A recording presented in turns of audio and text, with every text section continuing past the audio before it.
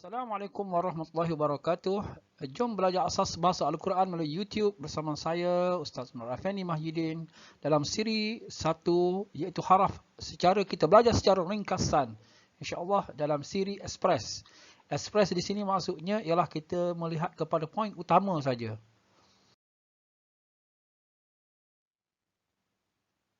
Untuk siri Express, yang pertama ialah pastikan kita menghafal makna 37 perkataan.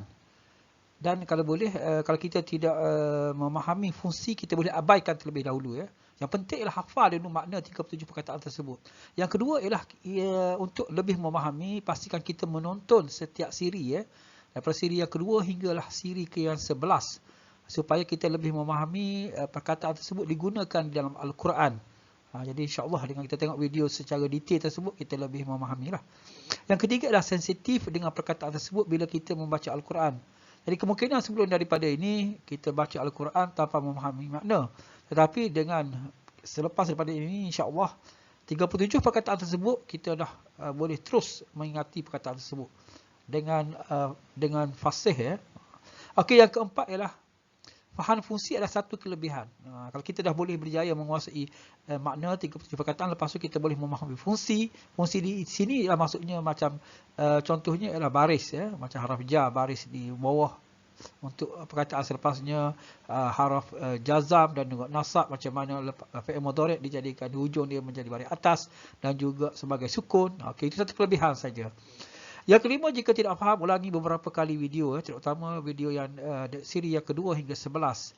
Yang keenam, bagi yang sudah menguasai, boleh setting daripada speed YouTube tu boleh dibuat laju supaya yang kita dah faham tu, supaya kita nak pergi ke depan. Jadi kita boleh setting YouTube dalam kelajuan yang sesuai lah. Yang ketujuh, akhir sekali, kita pastikan video ini disebarkan. InsyaAllah kita sama-sama mendapat pahala daripada Allah Subhanahu Wa Taala. Secara asasnya, haraf bermaksud kata fungsi, di mana kita mestilah menghafal 37 patah perkataan untuk kita menguasai haraf. Itu yang paling popular di dalam Al-Quran. Di antara perkataan antara yang paling popular di dalam Al-Quran ialah haraf. Jadi sepatutnya lah kita tahu apa makna perkataan haraf ini. InsyaAllah kita akan terokai satu persatu. Okey, ini di antara haraf yang dipelajari, iaitu ada lebih kurang 10 haraf. Iaitu haraf jar ada 9, haraf taukid ada 5, haraf ataf ada 4, haraf istiqnaf ada 2, haraf nida ada 1, haraf istiqna ada 1, haraf nafi dan nahi sama je lah, ada 2, dan jazam ada 6, haraf nasab ada 7. Jadi keseluruhannya adalah mengandungi 37 haraf. Dan di situ ada yang bertindang. Walaupun sama, contohnya waw sama, tapi bertindang maksudnya. Dan ada juga hanya fungsinya saja berbeza, tapi maksud adalah sama. Ada juga yang macam tu, insyaAllah. Okey, 37 perkataan yang perlu pengunjung hafal, insyaAllah, untuk menguasai perkataan popular dalam Al-Quran. Okey, yang pertama ialah haraf jar. Haraf jar ialah pertama min daripada la ataupun li, bagi, untuk. Dan ada setengah juga adalah kerana. Ruba adalah jarang digunakan dalam Al-Quran. An ada 2, dari ataupun tentang. Ka adalah seperti, seumpama seperti, sama atau fi, pada ataupun di dalam. Ila, ke ataupun kepada. Bi, dengan. Ala, ke atas. Ke atas. Inilah haraf jar. Haraf jar fungsinya adalah untuk membariskan perkataan selepas daripada dia adalah di baris bawah. Kecuali ada juga isim yang kebal lah. Yang kebal. Yang ni untuk detail boleh tengok kepada siri yang kedua. Okay, untuk haraf yang kedua ialah haraf taukid, di mana digunakan fungsinya ialah untuk menegaskan ayat. Penegasan, di mana Allah ingin menegaskan kepada hamba-Nya, maka digunakan haraf taukid. Dan ada juga digunakan untuk bersumpah. Lebih penting lagi, maknanya Allah bersumpah menggunakan perkataan taukid. Antaranya ialah inna, bermaksud sesungguhnya, qad, sungguh, tasydid di atas nun. Nun dia panggil pasti. Jadi boleh rujuk kepada siri 3 taukid. Lebih detail lah. Untuk bersumpah digunakan wa, wallahi, tallahi, billahi. Contohnya wal asri, demi. Dan untuk la ialah benar-benar. Okay, seterusnya haraf yang seterusnya adalah ataf, iaitu menyambung. Fungsinya untuk menyambungkan ayat. Menyambungkan ayat, dua ayat dan disambung ialah menggunakan haraf ataf, iaitu wa dan thumma. Kemudian lalu fa dan au, maksudnya ialah atau. Ada 4 haraf ataf. Seterusnya ialah haraf istiqnaf. Tengok ada bertindak tadi wa dengan fa, tapi yang ni dia untuk memulakan ayat.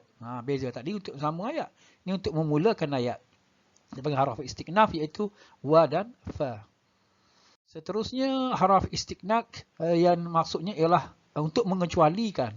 Untuk buat pengecualian maka digunakan illa.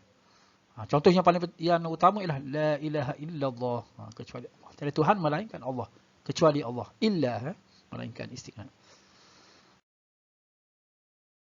Seterusnya haraf nahi. Nahi untuk Allah. Fungsinya melarang.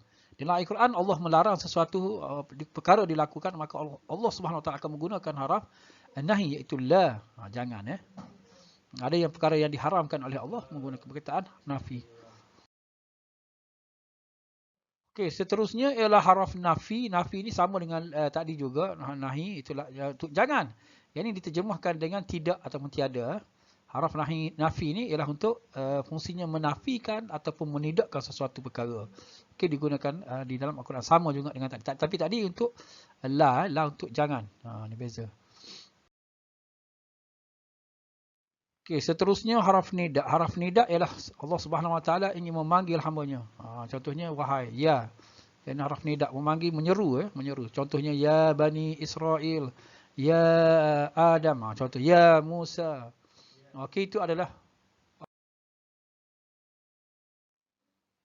Seterusnya haraf nasab. Haraf nasab ada 7 di sini. Iaitu yang pertama, lan, tidak akan. Tidak akan. Perkara akan datang pun masih lagi dinafikan, iaitu tidak. Ini beza dengan la ataupun tadilah yang kita pelajari sebelum ini. Izan maksudnya jika begitu. Hatta maksudnya sehingga. Fa, ini bertindak dengan haraf ataf ada, istiqnaf ada. Maka dengan sebab itu, fa. Li supaya, kai supaya juga, an bahawa. Okey, ini haraf nasab. Apa fungsi haraf nasab? Haraf nasab ialah di mana apabila dia berada sebelum daripada fi'il mudhari', maka fi'il mudhari' itu di mana fi'il mudhari' itu di hujung perkataan dia itu akan berbaris atas. Sebab itu juga dikenali sebagai fi'il mudhari' mansub. Jadi selepas pada ini insya-Allah dan siri yang lain kita akan pelajari apakah macam mana kita nak mengenali fi'il mudhari'. Untuk siri ini kita hanya mengenali gitulah. Okey, untuk haraf yang terakhir itu haraf jazam. Ada 6 sini perkataan yang dalam kategori haraf jazam, iaitu ma, apa yang. Sebenarnya ada 2 lagi makna ma, maksud yang lain. InsyaAllah kita akan bertemu dalam siri yang lain insyaAllah. Tapi untuk jazam, ma maksudnya apa yang.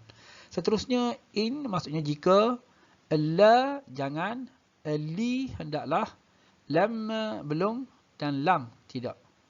Okey, jadi untuk haraf jazam ni fungsinya ialah untuk membaris, mensukunkan atau mematikan fi'il mudhari' selepas daripada tu. Kalau jazam, kalau nasab dia membaris atas. Jadi untuk jazam ni beza dia mematikan huruf terakhir dalam fi'il mudhari'. Okey, ini ialah fungsi haraf yang bertindang contohnya ialah li. Li kita jumpa ada 3 haraf yang bertindang, iaitu baris bawah haraf jazam, haraf jazam dan juga haraf nasab. Ada li Untuk la ada 3 dalam larangan, penafian dan juga pengecualian. La illa, kalau pengecualian illa. Baris atas, baris bawah ni dalam haraf ja juga. Untuk haraf taukid itu meneguhkan, dan haraf jazam. Untuk fa ada 3 bertindak, fungsinya itu untuk memulakan, menyambung ataf dan juga nasab. Dan waw ada 2 bertindak, itu memulakan dan juga menyambung. Jadi semua ini bagi pengunjung yang baru untuk menguasai boleh melihat terus kepada terjemahan ayat. Tapi bila ayat tu kita dah biasa, dah kita kuasai, dah kita tahu makna dia, jadi insya-Allah kita boleh tahulah. Ada punya ni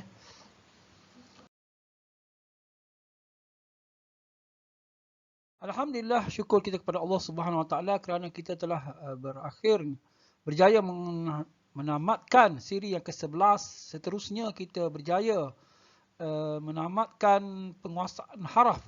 Haraf itu kata fungsi. Jadi insya-Allah kita akan bertemu lagi dalam siri yang ke-12, iaitu dalam penguasaan isim dhamir ataupun kata nama ganti nama diri, insya-Allah, bersama dengan saya Ustaz Effendi bin Mahidin dalam Jom Belajar Asas Bahasa Al-Quran melalui YouTube dalam Home Studio. Insya-Allah kita bertemu dalam siri yang ke-12.